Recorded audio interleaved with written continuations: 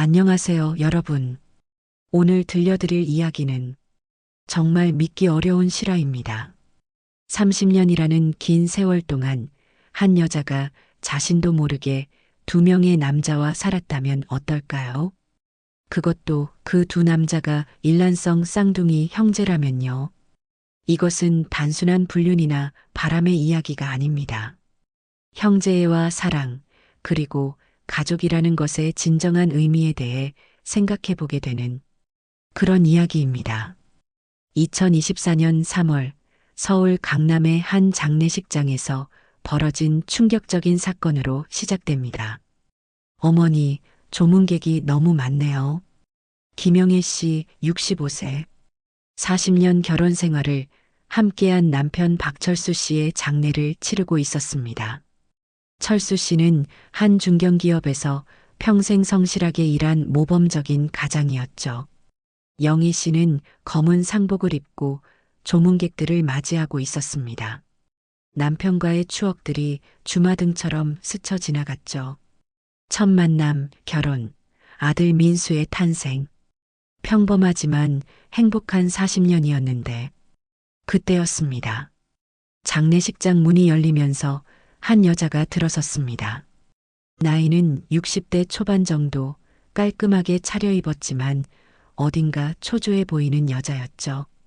그런데 그 여자 뒤로 초등학생과 중학생 정도 되어 보이는 아이들이 따라 들어왔습니다. 혹시 박철수 씨 장례식장이 맞나요? 여자가 떨리는 목소리로 물었습니다. 영애 씨가 고개를 끄덕이자 그 여자는 갑자기 무릎이 꺾이며 주저앉았습니다. 안 돼. 안 된다고. 아이들이 엄마 아빠 정말 돌아가신 거야? 라고 물었을 때 장례식장은 순식간에 조용해졌습니다. 영희 씨는 무슨 말인지 이해할 수 없었습니다. 실례지만 어떻게 되신 분이세요? 그 여자, 이미숙 씨가 떨리는 목소리로 대답했습니다. 저도 철수 씨의 아내예요. 이 아이들은 철수 씨 아이들이고요. 순간 장례식장이 술렁거렸습니다. 영희 씨는 정신이 아찔해졌죠. 뭐라고요? 무슨 말씀을? 미숙 씨가 가방에서 사진들을 꺼냈습니다. 분명히 남편 철수의 모습이었습니다. 하지만 자신이 모르는 장소에서 자신이 모르는 아이들과 함께 찍은 사진들이었죠. 30년 동안 저희도 가족이었어요. 영희 씨는 그 자리에서 쓰러질 뻔했습니다. 40년 결혼 생활 동안 남편이 바람을 피웠다? 그것도 30년 동안이나? 말도 안 돼요. 우리 남편은 매일 집에 왔어요. 출장도 한 달에 한두 번 정도밖에. 저희 아빠도 매일 집에 왔어요. 서울 출장만 가끔 가셨고요. 미숙 씨의 딸 지은이가 말했습니다. 그 순간 영희 씨는 이상함을 느꼈습니다. 잠깐, 서울 출장이요? 그럼 당신들은 어디 살아요? 부산이요. 부산? 남편은 부산 출장을 자주 간다고 했는데 영희 씨가 미숙 씨가 보여준 사진들을 자세히 들여다보았습니다. 분명 남편 철수인데 뭔가 미묘하게 다른 느낌이었습니다. 더 따뜻해 보이는 미소, 좀 더 부드러운 눈빛. 혹시 당신 남편 정확한 이름이 뭐예요? 박철호요. 박철호. 그 순간 영희 씨의 머리가 하얘졌습니다. 철수와 철호.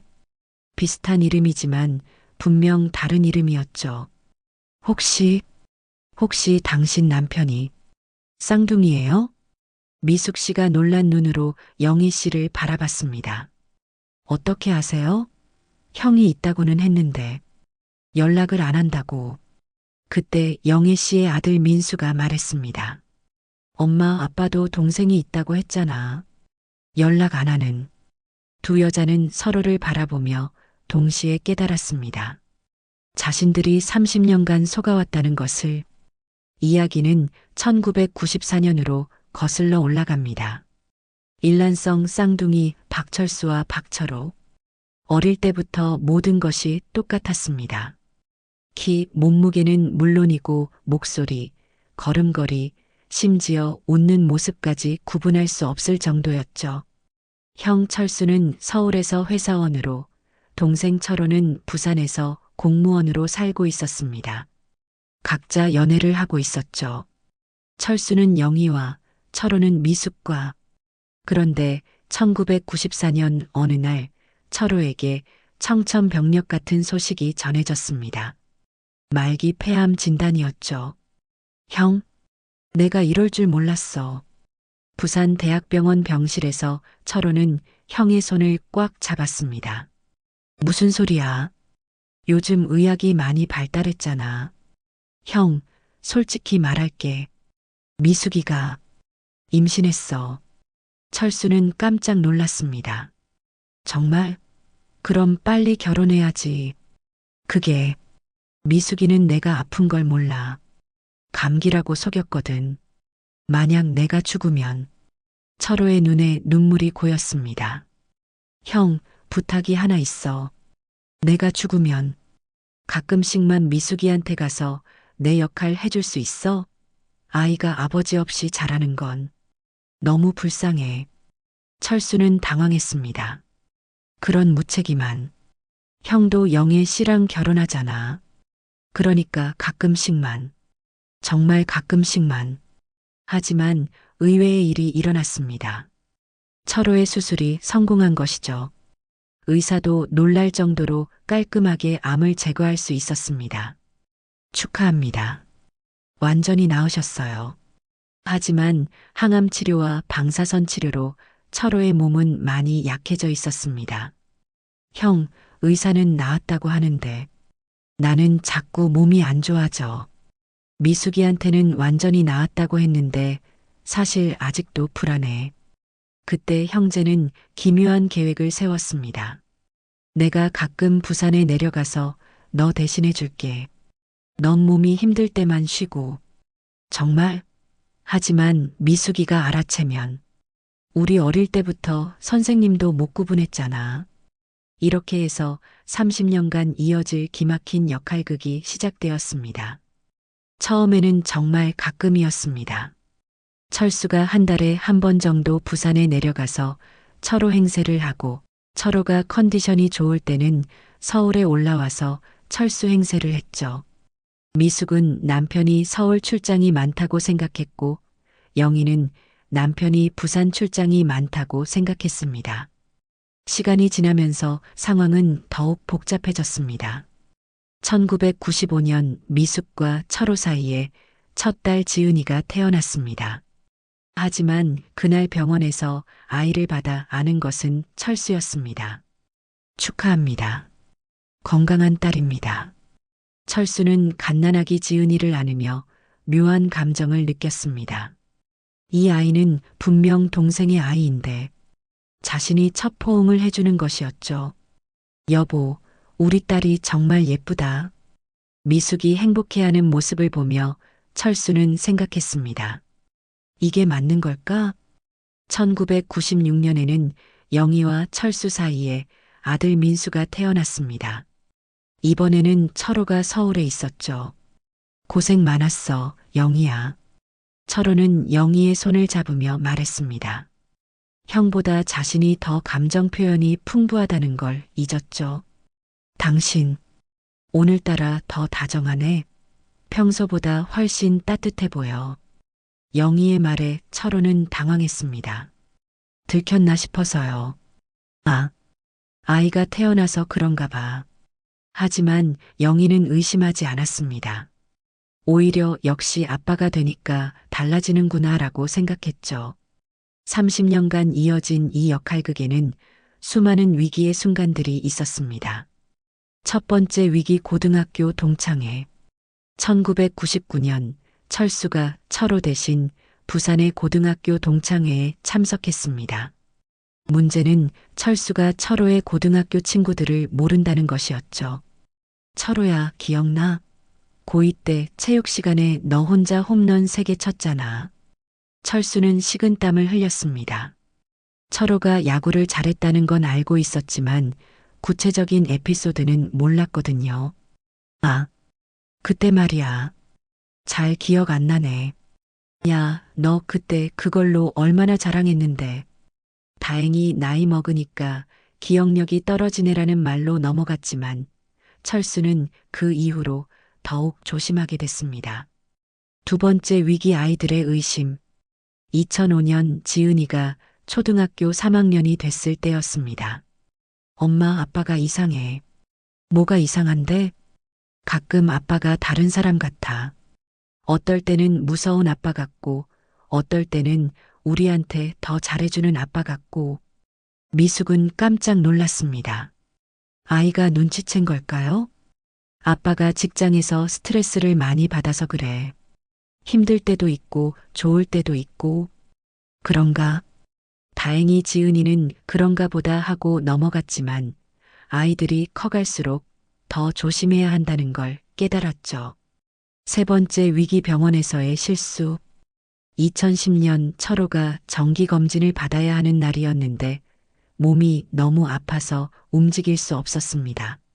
철수가 대신 가기로 했죠. 박철호 씨 맞으시죠? 네. 폐암 수술 받으신 지 벌써 16년이네요. 그런데 이상하네.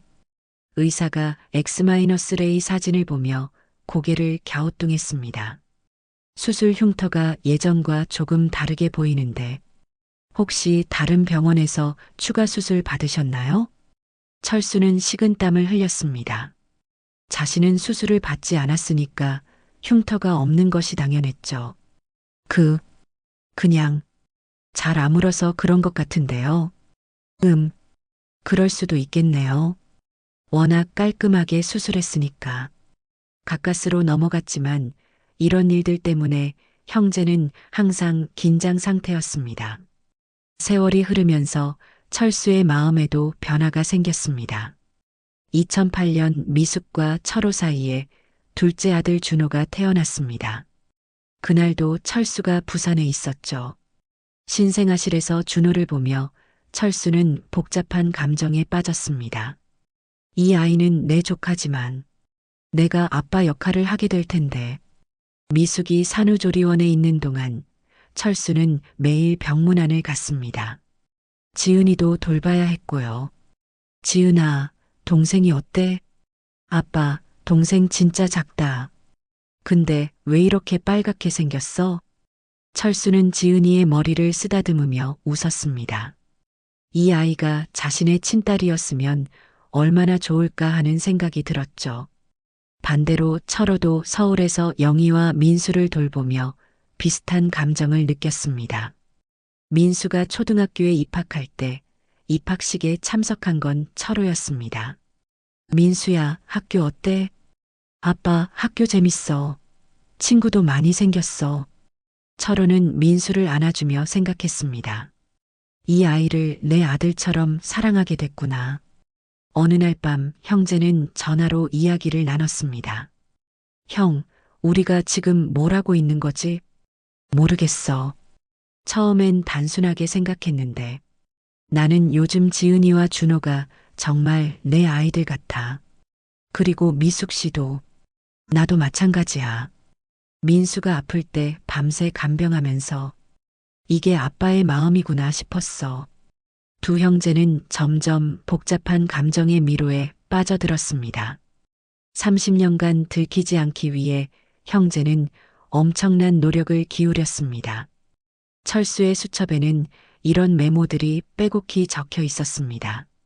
영희 관련, 매운 음식 못 먹음, 로맨스 영화 좋아함, 매주 목요일 오후 성당 모임, 결혼기념일 5월 15일, 좋아하는 꽃 장미, 미숙 관련, 단음식 좋아함, 액션 영화 선호, 매주 토요일 등산, 처음 만난 날 3월 22일, 좋아하는 색깔 파란색, 아이들, 민수 축구 좋아함, 수학 못함, 개 무서워함, 지은이 피아노 배움, 그림 그리기 좋아함, 준호 레고 좋아함, 편식 심함. 매주 일요일 밤 형제는 길게 통화하며 한 주간의 상황을 공유했습니다. 이번 주에 민수가 학교에서 상 받았어. 체육상이야. 알겠어. 그럼 내가 부산에서 자랑해야겠네. 지은이는 피아노 발표회 준비 중이야. 다음 주 토요일이야. 꼭 참석해야겠다. 이런 식으로 서로의 생활을 완벽히 공유하며 30년을 살았습니다. 아이들이 커갈수록 상황은 더욱 복잡해졌습니다.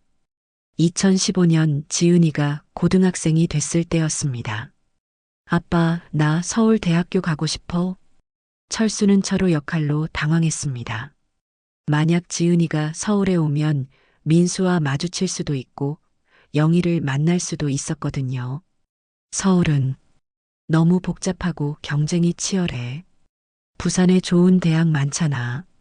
하지만 내 꿈은 방송국 PD가 되는 거야. 서울이 기회가 더 많다고. 미숙도 딸을 지원했습니다. 여보, 아이 꿈을 응원해 주는 게 어때? 철수는 고민에 빠졌습니다. 어떻게 자연스럽게 말려야 할까요? 비슷한 일이 서울에서도 일어났습니다. 아빠, 나 부산으로 여행 가고 싶어. 민수가 중학생이 됐을 때 말했습니다. 철호는 철수 역할로 깜짝 놀랐죠. 부산은 별로 볼 게 없어? 제주도가 어때? 친구들이 부산이 좋다고 하던데. 제주도가 훨씬 예뻐. 바다도 더 깨끗하고.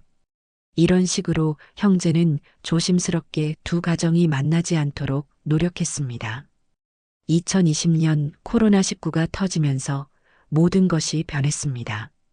이동 제한령으로 인해 형제의 만남이 어려워졌습니다. 서울 부산 간 이동이 자유롭지 않았죠. 형, 어떻게 하지? 3주째 못 만났는데. 일단 각자 자기 역할만 하자. 나중에 설명할 방법을 찾고. 더 큰 문제는 화상통화였습니다. 갑자기 화상통화가 일상화되면서 같은 공간에 있는 척해야 하는 상황들이 생겼거든요. 여보, 민수 담임 선생님이랑 화상 상담하자고 하네. 영희의 말에 철호는 식은땀을 흘렸습니다. 민수의 담임 선생님을 한 번도 만난 적이 없었거든요. 내가 출장 중이라서 어려울 것 같아. 이번 주 내내 집에 있었잖아. 아, 갑자기 출장이 잡혔어? 이런 식으로 핑계를 대는 일이 늘어났습니다. 2022년 철호에게 더 큰 위기가 찾아왔습니다. 30년 전에 치료했던 폐암이 재발한 것이었죠. 환자분, 정기검진을 너무 띄엄띄엄 받으셨네요. 조금 더 일찍 왔으면. 의사의 말에 철호는 절망했습니다. 그동안 철수가 대신 검진을 받는 경우가 많아서 정작 자신의 건강 상태를 제대로 파악하지 못했던 것이죠. 얼마나 남았나요? 최선을 다해보겠지만 6개월에서 1년 정도로 보입니다. 철호는 곧바로 형에게 연락했습니다. 형, 큰일이야. 상황을 들은 철수는 충격에 빠졌습니다. 30년간 함께해온 동생이 정말로 떠나게 되는 것이었죠. 치료받으면서 버텨보자. 요즘 의학이 많이 발달했잖아. 형, 미숙이한테는 비밀로 해줘. 아이들도 모르게.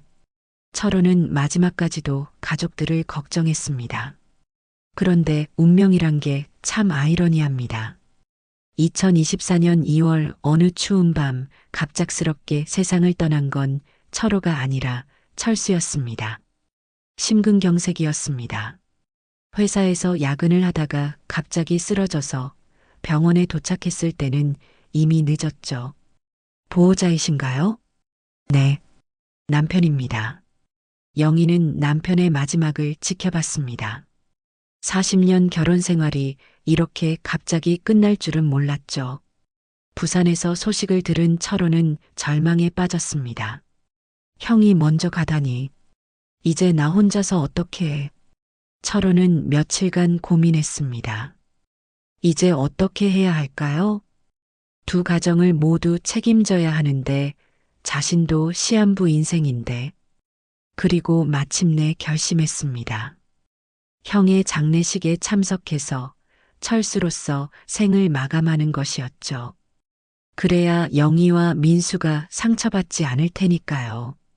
하지만 계획은 예상대로 되지 않았습니다. 장례식 당일 철호는 철수의 모습으로 조문객들을 맞이하고 있었습니다. 그런데 여보, 여보, 뒤에서 익숙한 목소리가 들렸습니다. 미숙의 목소리였죠. 철호는 깜짝 놀라 돌아봤습니다. 미숙이 지은이와 준호를 데리고 장례식장에 들어오고 있었던 것입니다. 미숙아, 왜 여기에? 여보가 서울 출장 간다고 했는데 사흘째 연락이 안 돼서 혹시 사고라도 났나 싶어서 찾아다니다가 여기서 박철수 씨 장례식 한다고 해서 순간 철호는 모든 것이 끝났음을 깨달았습니다. 영희가 미숙을 보며 물었습니다. 저, 어떻게 되신 분이세요? 미숙이 영희를 보며 말했습니다. 저도 철수, 아니, 철호의 아내예요. 그 순간 30년간 숨겨왔던 모든 비밀이 무너져 내렸습니다. 장례식장이 순식간에 술렁거렸습니다. 조문객들은 무슨 일인지 몰라 웅성거렸고 영희는 그 자리에서 쓰러질 뻔했죠. 잠깐만요. 뭔가 이상해요. 영희가 떨리는 목소리로 말했습니다. 당신은 철호의 아내라고 했고 저는 철수의 아내인데 그럼 이 사람은 누구예요? 모든 시선이 철호에게 집중됐습니다. 철호는 더 이상 숨길 수 없음을 깨달았죠. 미숙아, 영희 씨, 제가 모든 걸 설명해 드릴게요. 철호는 깊은 숨을 쉬고 입을 열었습니다.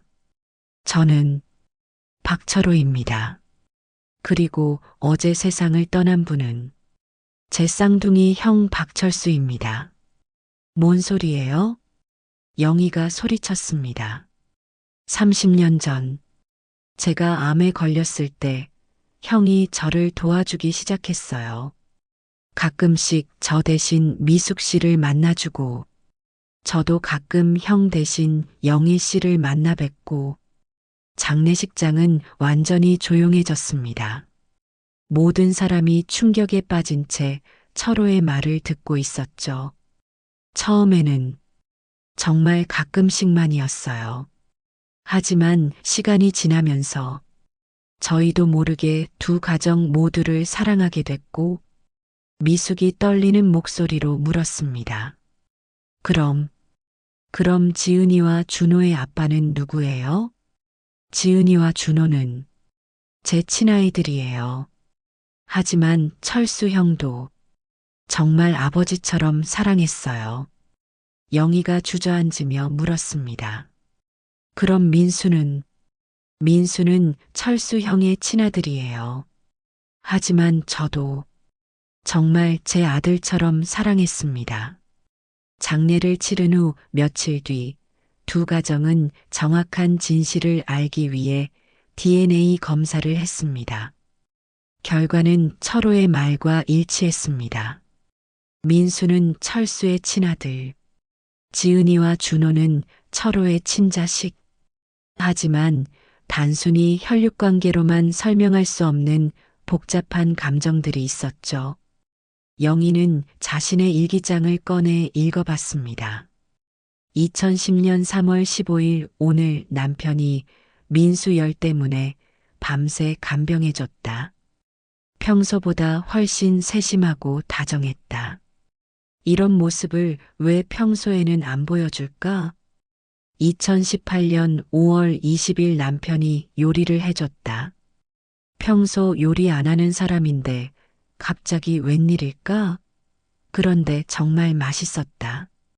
이제야 깨달았습니다. 평소보다 더 다정했던 날들, 더 세심했던 순간들. 그때가 바로 철호였던 것이죠. 미숙도 비슷한 경험이 있었습니다.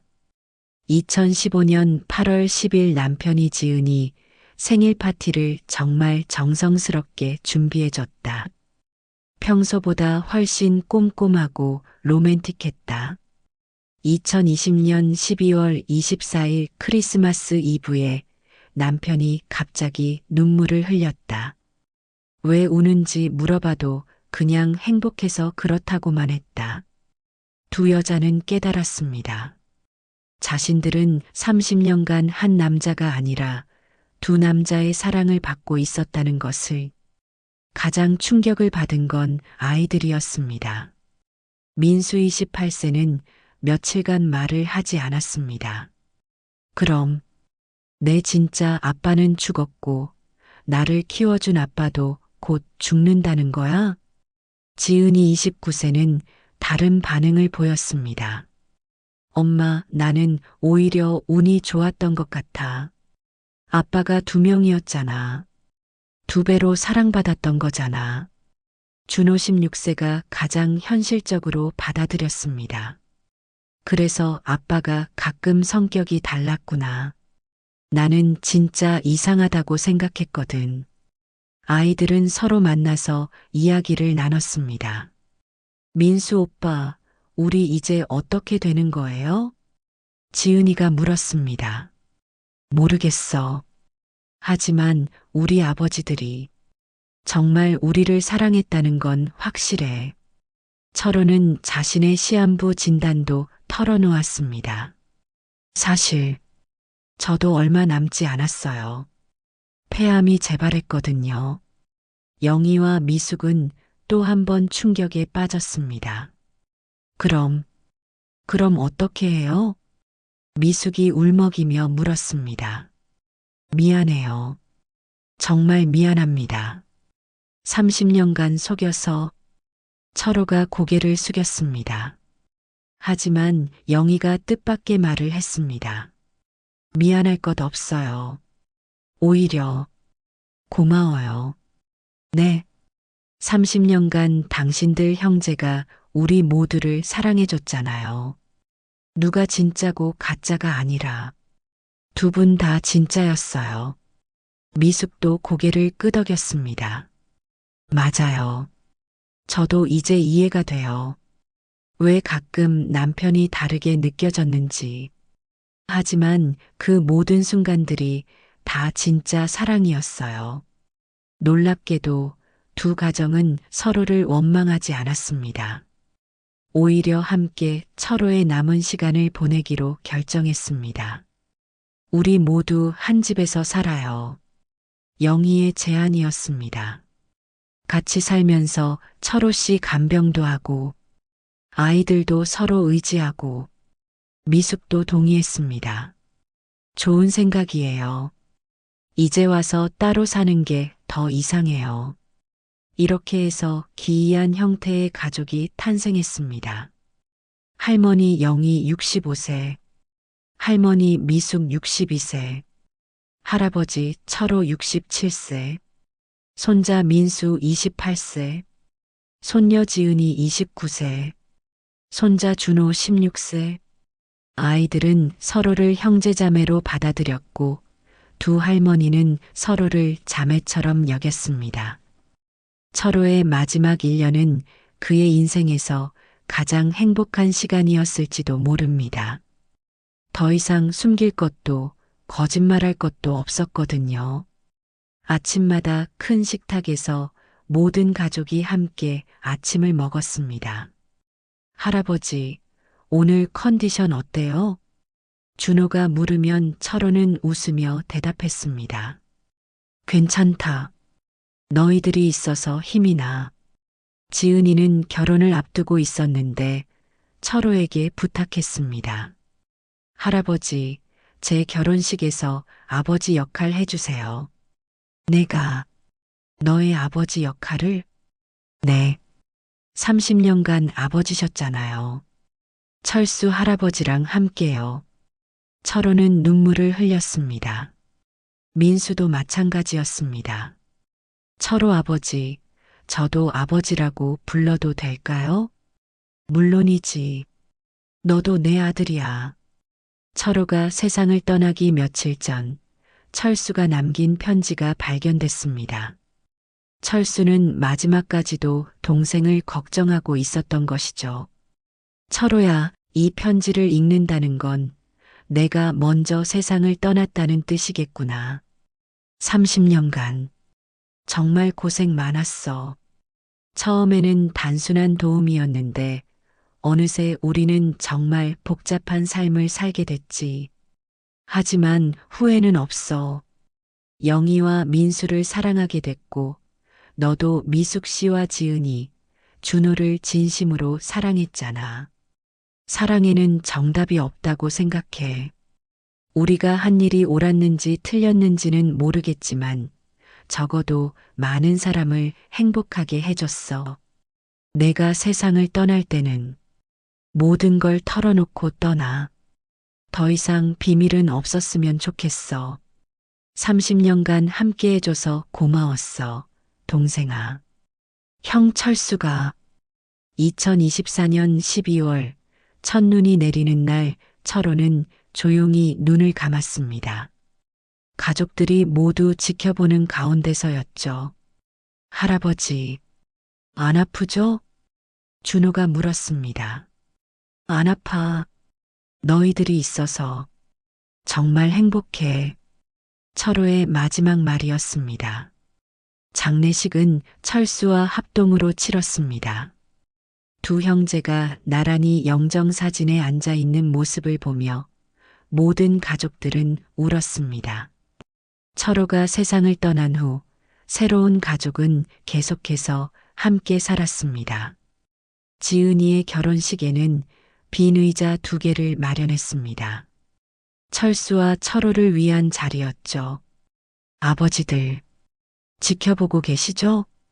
준호는 고등학교를 졸업하고 서울의 대학에 진학했습니다. 민수 형이 많이 도와줬죠. 형, 우리 진짜 가족 맞죠? 당연하지. 혈육보다 더 끈끈한 가족이야. 영희와 미숙은 진짜 자매처럼 지냈습니다. 언니, 우리 참 이상한 인연이죠? 그러게. 누가 이런 일을 상상이나 했겠어? 5년 후, 2029년 준호의 대학교 졸업식 날, 가족들이 모두 모여 기념사진을 찍었습니다. 할머니들, 민수 형, 지은이 누나, 모두 고마워요. 준호가 말했습니다. 우리가 정말 특별한 가족이라는 걸 이제 알겠어요. 사진 속 빈 의자 2개에는 철수와 철호의 사진이 놓여 있었습니다. 30년간 두 가정을 오가며 모든 일을 사랑했던 쌍둥이 형제. 그들이 남긴 것은 비밀과 거짓말이 아니라 진짜 사랑과 진짜 가족이었습니다. 여러분, 이 이야기를 어떻게 받아들이셨나요? 사랑이란 무엇일까요? 가족이란 무엇일까요? 혈육으로 연결된 것만이 진짜 가족일까요? 아니면 마음으로 연결된 것도 진짜 가족일까요? 철수와 철호, 두 형제는 30년간 거짓말을 했습니다. 하지만 그 거짓말 속에는 진실한 사랑이 있었습니다. 그들은 두 가정을 속였지만 동시에 두 가정을 지켰습니다. 옳고 그름을 떠나서 때로는 사랑이 이런 모습일 수도 있다는 걸 보여준 이야기였습니다. 30년 후에야 밝혀진 진실 앞에서 가족들은 분노보다는 감사를 선택했습니다. 원망보다는 이해를 선택했습니다. 그리고 혈연을 뛰어넘은 진정한 가족이 되었습니다. 여러분도 오늘 이 이야기를 들으시면서 자신의 가족을 한 번 더 돌아보는 시간이 되셨기를 바랍니다. 혈육이든 인연이든 진심으로 사랑하는 사람들이 바로 진짜 가족이 아닐까요? 다음 주에도 더욱 감동적인 이야기로 찾아뵙겠습니다. 오늘 함께 해주신 모든 분들 감사합니다.